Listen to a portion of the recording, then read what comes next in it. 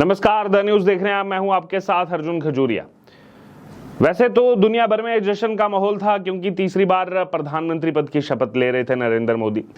लेकिन इसी बीच आपको बता दें कि ममता बनर्जी जो हैं वो क्या कर रही थी, ये खुलासा किया गया है टीएमसी की ही राज्यसभा सांसद सागरिका घोष की तरफ से। जी हाँ, और बहुत हास्यास्पद चीज उन्होंने कही है और सोशल मीडिया पर इसका जो है काफी ज्यादा मजाक भी बन रहा है और ट्रोल भी हो रही हैं, ममता बनर्जी भी और सागरिका घोष भी। देखिए, टीएमसी सांसद ये कह रहे हैं कि पीएम मोदी के शपथ ग्रहण के दौरान लाइट बंद कर बैठी रही ममता बनर्जी। कहां से लॉजिक लेकर के आते हैं? शपथ ग्रहण था, वो हो गया, बाकी भी जो मंत्री जिन्होंने बनना था उन्होंने भी शपथ ले ली। लेकिन ये कौन सा लॉजिक लेकर के आए हैं कि वो जो है अंधेरा जो है उसी में बैठी रही, लाइट बंद करके बैठी रही। दरअसल सागरिका घोष ने सोशल मीडिया मंच एक्स पर लिखा कि नरेंद्र मोदी के शपथ ग्रहण समारोह का जश्न मना रहे सभी लोगों को भारत की एकमात्र महिला मुख्यमंत्री ममता बनर्जी का संदेश। आगे कहा कि उन्होंने सभी लाइट बंद कर दी और पूरे तथाकथित समारोह के दौरान अंधेरे में बैठी रही। आप बैठे रहिए अंधेरे में, मत देखिए, उससे क्या शपथ समारोह जो है वो रुक जाएगा। और ये कहां का लॉजिक है? कितनी हास्यास्पद चीज है कि ममता बनर्जी एकमात्र महिला मुख्यमंत्री का संदेश। क्या संदेश है ये? इसमें तो कोई संदेश नजर नहीं आ रहा है। मल्लिकार्जुन खड़गे भी वहां पर थे, उनको भी बुला लेते आप साथ में, वो क्यों गए थे वहां पर? आप तो उसी गठबंधन का हिस्सा थे ना, एक ही साथ थे। फिर मल्लिकार्जुन खड़गे वहां गए थे और आप यहां अंधेरे में बैठी हुई हैं। बहरहाल, क्या कह रहे हैं सागरिका घोष? उन्होंने कहा कि भारतीय जनता पार्टी को एक नया नेता चुनना चाहिए। प्रधानमंत्री नरेंद्र मोदी की जगह किसी और को प्रधानमंत्री के तौर पर चुनना चाहिए। मतलब अजीब विडंबना देखिए, इतना ज्यादा मोदी विरोध में उतर आए हैं कि क्या बोलना है, क्या पब्लिक के बीच में कहना है, कुछ पता ही नहीं है। Leader of the house elect किया गया मोदी जी को, वहां पर जो भी एनडीए के घटक दल थे उन्होंने जो है पहले प्रस्ताव आया, मोदी जी का नाम आया, सबने अनुमोदन किया और सर्वसहमति से प्रधानमंत्री वो बने हैं। आपको क्या आपत्ति है? आपसे तो किसी ने पूछा नहीं कि किसको प्रधानमंत्री बनाना है, ना तो आपकी कोई इन्वॉल्वमेंट है, आप तो विपक्ष में है ना। आपकी जो नेता है ममता बनर्जी, वो तो चली थी प्रधानमंत्री बनने, क्यों नहीं बनी? क्योंकि संख्या नहीं है ना आपके पास। जिसके पास संख्या है वो उनमें से एक नेता चुनेगा और नेता चुना गया मोदी जी को। तो आपके कहने से थोड़ा ना।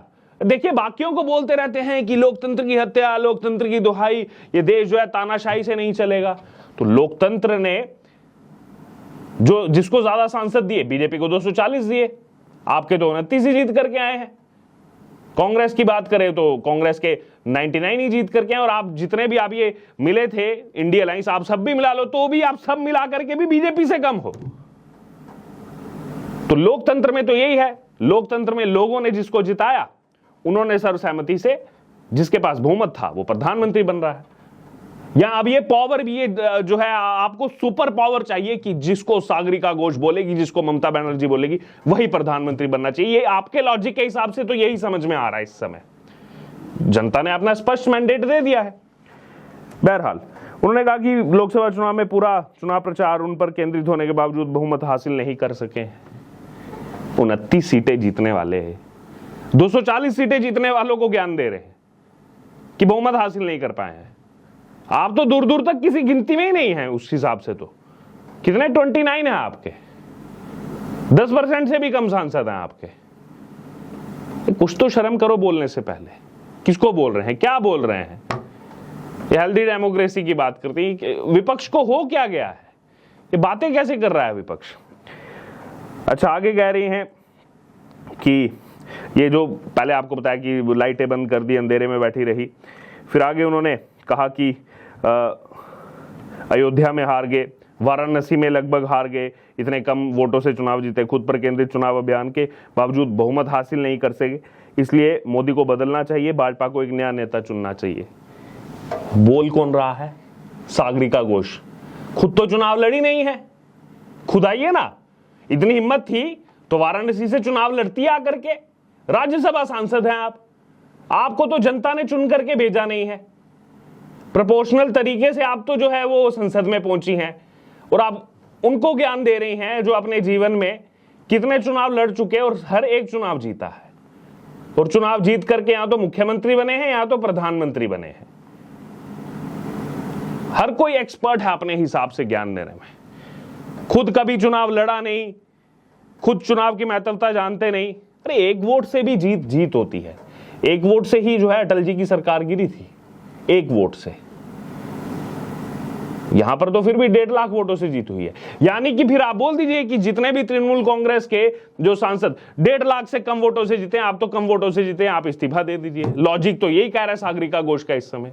बात पता नहीं क्या कर रही है, कहां से, जिस बात का ना कोई जो है लॉजिक है ना कोई मतलब है। अब लोग देखिए, लोगों की प्रतिक्रिया भी आप देख सकते हैं। लोग लगातार क्या लिख रहे हैं। यहां पर सागरिका घोष को जो रिप्लाई दे रहे हैं, उन्होंने सोशल मीडिया पर जो पोस्ट डाली है, लोग लिख रहे हैं कि ममता बनर्जी ने तो चुनाव ही हारा था।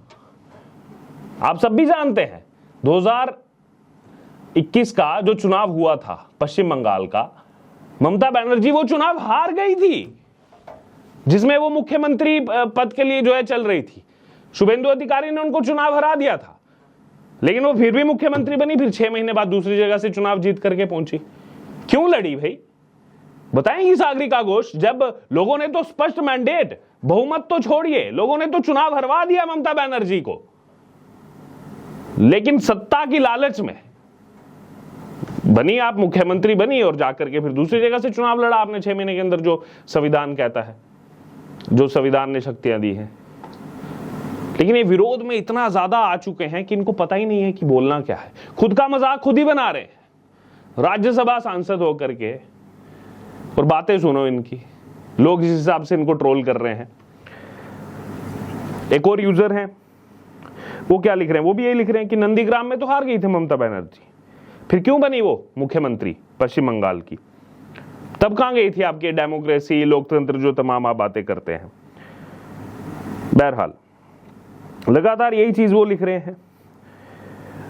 और ये भी लिख रहे हैं कि ममता बनर्जी जो है वो रेलवे मिनिस्टर भी रही केंद्र सरकार में, और मनमोहन सिंह के अंडर रही। और जब मनमोहन सिंह प्रधानमंत्री बने, उस समय तो कांग्रेस पार्टी की इससे भी कम सीटें थी, और मनमोहन सिंह तो चुन करके भी नहीं आए थे, वो भी राज्यसभा से ही आए थे, प्रधानमंत्री बने थे। तब क्यों ममता बनर्जी ने एक्सेप्ट किया, नहीं मैं क्यों बनूं रेलवे मिनिस्टर?